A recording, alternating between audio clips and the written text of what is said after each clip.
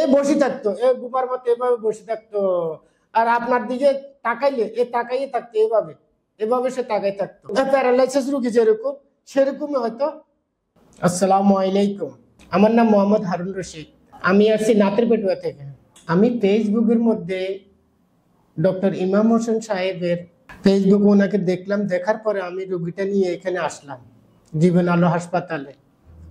ওনার কাছে চিকিৎসা করাইতেছে ইনশাল্লাহ।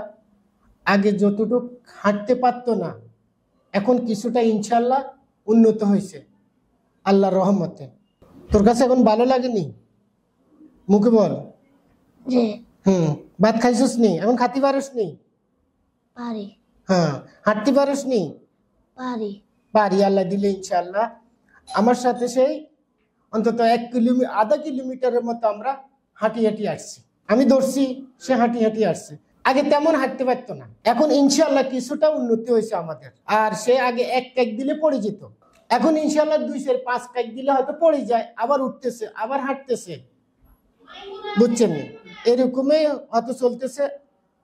তাহলে আপনারা দোয়া করবেন যেন ছেলেটা আল্লাহর রহমতে যেন ভালোর পথে যায়, ওইটা আর কি।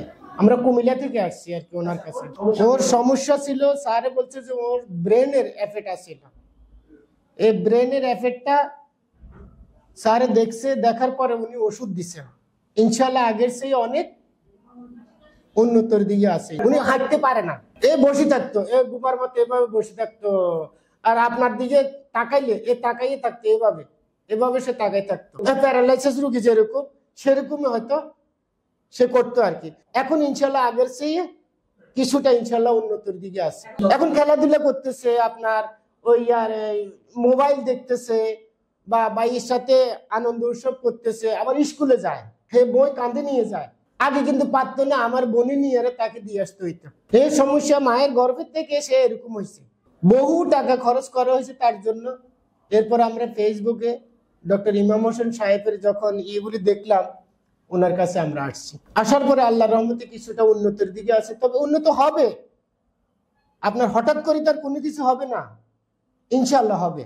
আগে গতি তো আপনি 1 কাক দিলে সে পড়ে যেত, এখন 2-4 কাক 5 কাক দিলে সে পড়ে যায়, আবার উঠি, আবার হাঁটে। আর স্কুলে তো সময় কাটাই যায়, আর খেলাধুলা আবার কখন করবে, আর শুক্রবার সারা সব ছিল। এখন ইনশাল্লাহ একটু ওরে নিয়ে সমস্যার মধ্যে পড়তাম। লেফটিনে যাইলে পানি খরচ করতে পারতো না, বা পায়খানা করাই দিত, বলতে পারতো না। বুঝছেন? তার পিছনে বহু টাকা গেছে এইভাবে। অনেক ডাক্তার, এগুলি আমার তো মনে নাই, আমি তো জানি না। কুমিল্লা তো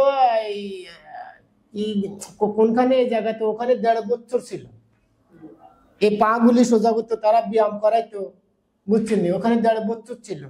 ওখানে কিছুটা উন্নতি হইলেও কিন্তু গ্রামে যখন বাড়িতে আসছে তখন আর এটা আমি হিসাবে দেখি যে উনি ভালো, ডক্টর ইমাম হোসেন সাহেব উনি ভালো, ট্রিটমেন্টটা ভালো দিতেছে।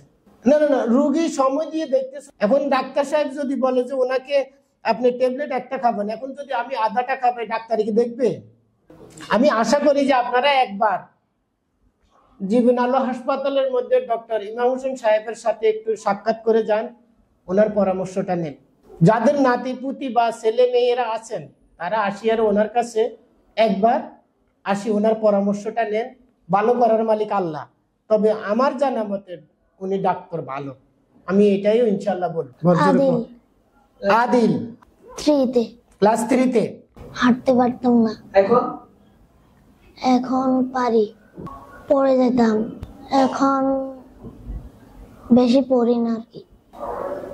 আমার আগে খেলাধুলা করতে মন চাইতো না, এখন মন চায়। লেখাপড়া করি, খেলাধুলা করি। আগে আমি চুপচাপ বসে থাকতাম, কিছুই ভালো লাগতো না। মোবাইল টিপি, খেলাধুলা করি। আগে আমি টয়লেটে যাইতে পারতাম না, আমার কষ্ট হইতো।